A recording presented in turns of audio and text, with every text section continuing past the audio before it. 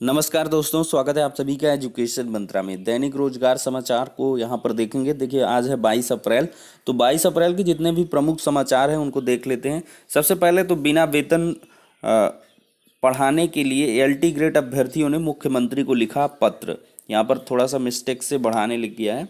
PCS 2020 के लिए online आवेदन शुरू हो चुके हैं। यूपी पीएससी में नहीं रुकेगी भर्तियों की रफ्तार।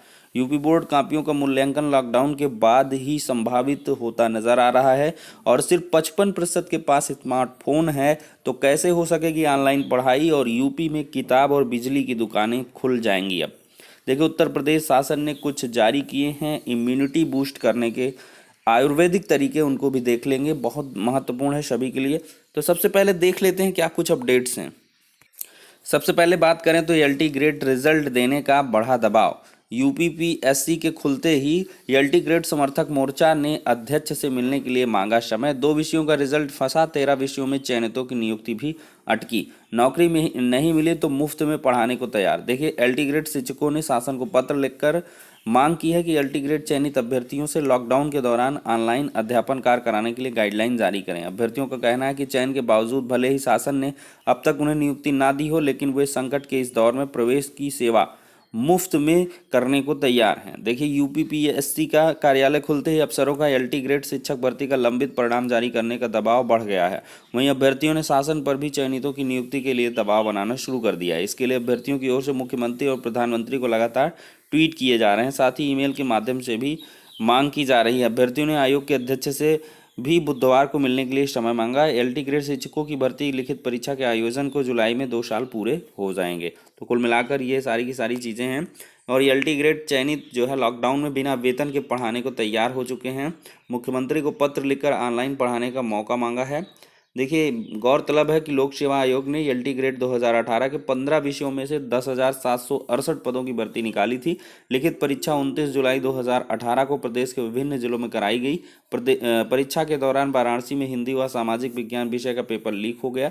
इससे हिंदी व सामाजिक विज्ञान का रिजल्ट जारी नहीं हुआ। वहीं 13 विषयों का रिजल्ट जारी नवंबर-दिसंबर 2019 में हो चुका है। इसमें 7,480 पदों के रिजल्ट में 4,243 अभ्यर्थी सफल हुए हैं। देखिए, अगली अपडेट है कि यूपीपीएससी में नहीं रुकेगी भर्तियों की रफ्तार। देखिए, लॉकडाउन की बंदिशों से अधिकतर विभागों का काम अपेक्षा से काफ़ी धीमा हो रहा है। दफ्तर में अधिकारी व कर्मचारियों की संख्या कम होने से काम रफ्तार नहीं पकड़ रहा, लेकिन उत्तर प्रदेश लोक सेवा आयोग को जैसे ही लॉकडाउन से सशर्त राहत मिली, वैसे ही भर्तियों ने फिर रफ्तार पकड़ ली है। आयोग ने सोमवार को आयुर्वेदिक चिकित्सा अधिकारियों का रिजल्ट व पीसीएस 2020 का आवेदन लेना शुरू कर दिया। लॉकडाउन के बीच आयोग कई महत्वपूर्ण परीक्षाओं का रिजल्ट जारी करेगा। साथ ही लॉकडाउन खत्म होने के साथ ही परीक्षा कराने का सिलसिला शुरू हो जाएगा।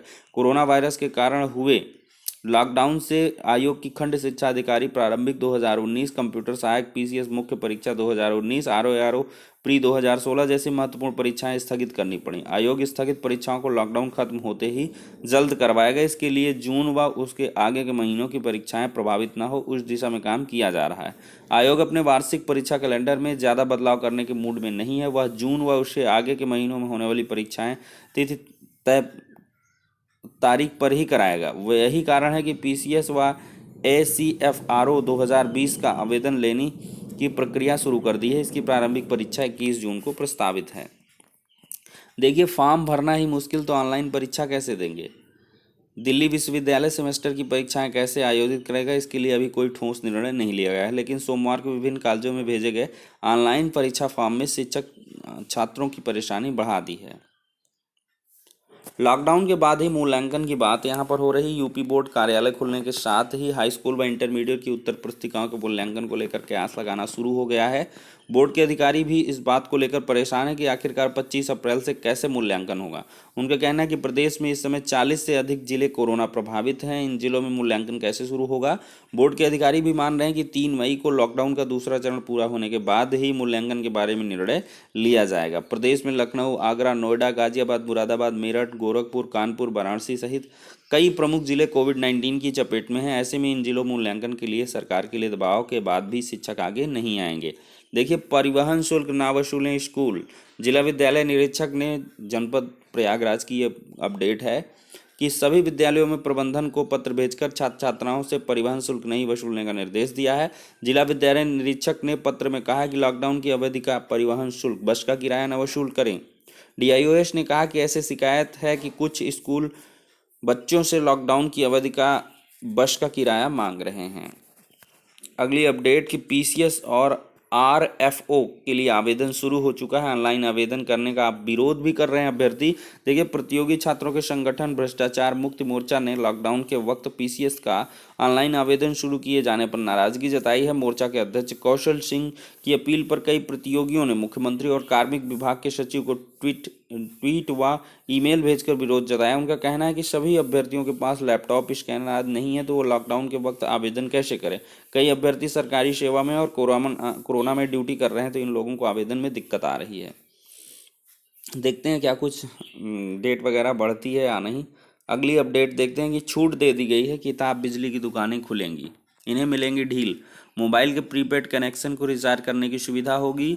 ब्रेड बनाने की फैक्ट्रियां, मिल्क प्रोसेसिंग यूनिट, आटा दाल मिलें भी खुलेंगी। बुजुर्गों की देखभाल करने वालों को भी आने जाने की छूट होगी। देखिए, केंद्रीय गृह मंत्रालय ने मंगलवार को स्कूली किताबों, बिजली के पंखों की दुकानों को लॉकडाउन के दौरान खुले रहने की इजाज़त दी। वहीं ब्रेड फैक्ट्री, आटा दाल मिलों की को भी लॉकडाउन में छूट दे दी है। बुजुर्गों की देखभाल के लिए उनके साथ रहने वाले मोबाइल प्रीपेड चार्ज यूनिट, शहरों में खाद्यान्न प्रसंस्करण इकाइयों को छूट में शामिल करने का स्पष्टीकरण जारी किया है। यह दिए गए हैं निर्देश। गृह मंत्रालय के निर्देश के मुताबिक जो बुजुर्ग घर में हैं और बीमार हैं, उनकी देखभाल के लिए आने वालों को लॉकडाउन में छूट मिलेगी। वहीं मोबाइल के प्रीपेड कनेक्शन को रिचार्ज करने की सुविधा दी जाएगी। शहरी इलाकों में ब्रेड बनाने की फैक्ट्रियां, मिल्क प्रोसेसिंग यूनिट, फ्लोर मिलें और दाल मिलें खुल सकेंगी।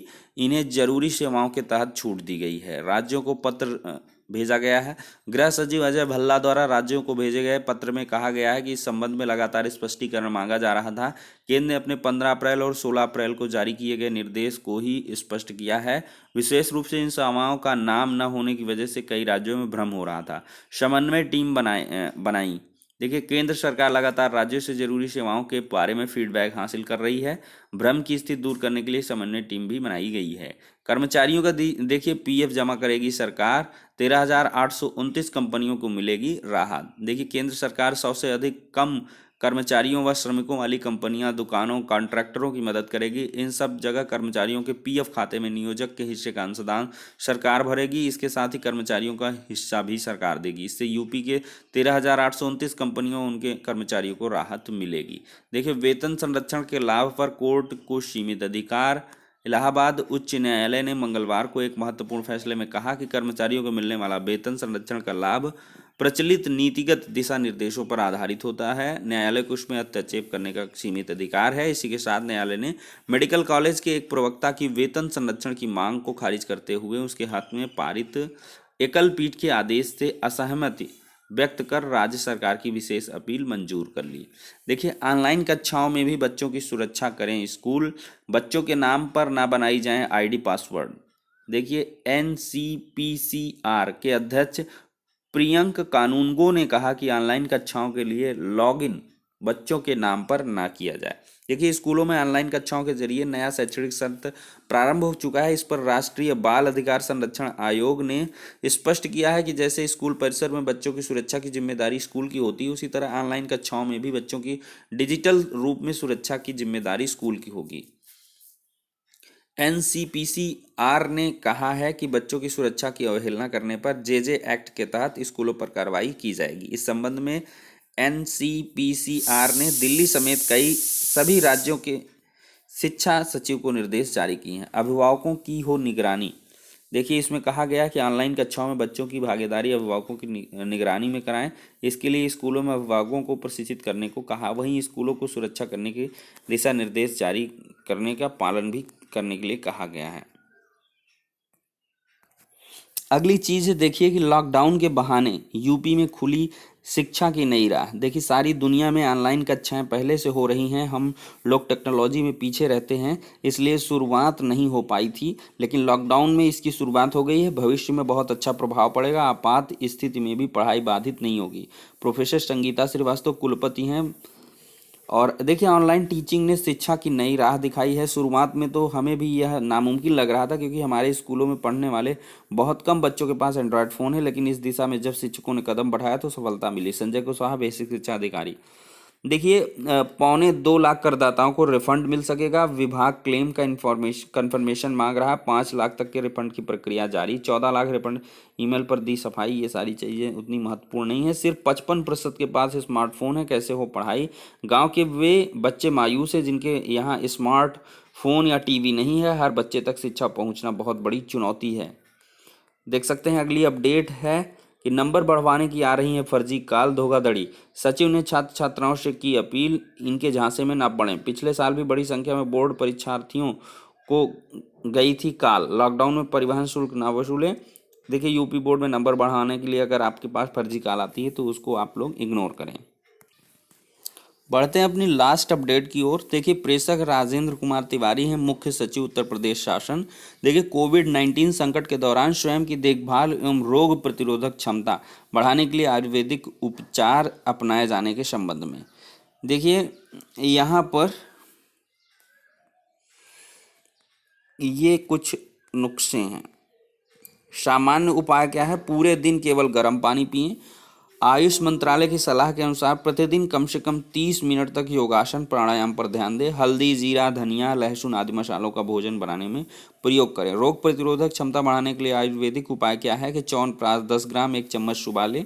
मधुमेह के रोगी शुगर फ्री च्यवनप्राश लें। तुलसी, दालचीनी, काली मिर्च, सौंठ एवं मुनक्का से बनी हर्बल टी काढ़ा दिन में 1 से 2 बार पिएं। स्वादानुसार इसमें गुड़ या ताज़ा नींबू मिला सकते हैं। Golden milk 150 millilitre.